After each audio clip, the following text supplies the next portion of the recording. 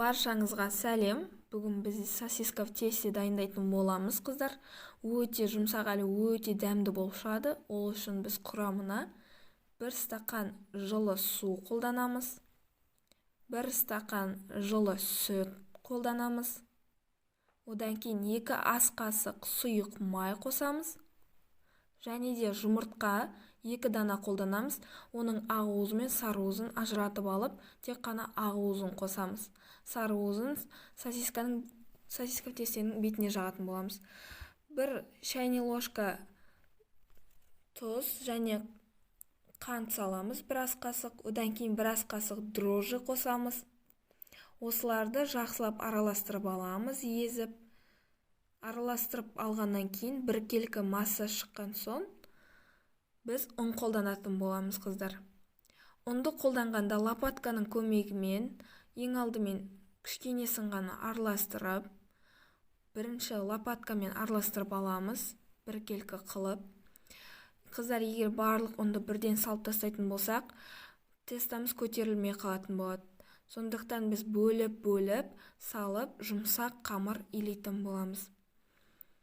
Енді қолмен араластырып жатырмын. Біркелкі масса шығаратын боламын.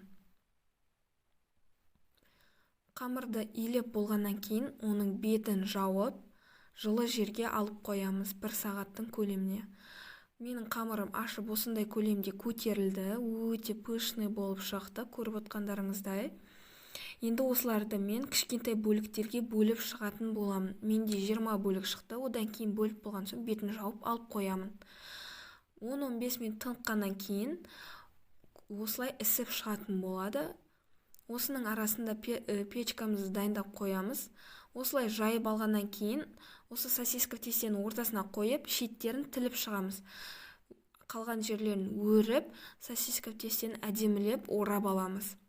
Сонда біздің сосиска тестеміз әдемірек көрінетін болады. Осылай бірінен кейін бірін араластырып, шаш өргендей қылып өреміз. Одан кейін жаңа қойып қойған пешкамызға бетіне жаңағы 2 дана жұмыртқамыздың сары уызын жағып, салып қоямыз. Сіздерге түсініктірек болу үшін тағы да бір рет жасадым. Қарап көріңіздер. Осылай қамырды жайып аламыз. Одан кейін сосисканың ортасына қойып, жан-жағын кесіп шығатын боламыз. Қыздар, ойларыңызға қандай өру үрдістері келеді, соларды жасасаңыз болады. Мен мысалға сосиска тестені осылай дайындаймын. Өте жұмсақ әрі өте пышный болып шығады. Қамырды бірақ бір-біріне жабыстырып, бір-бірін басып жасаудың қажеті жоқ.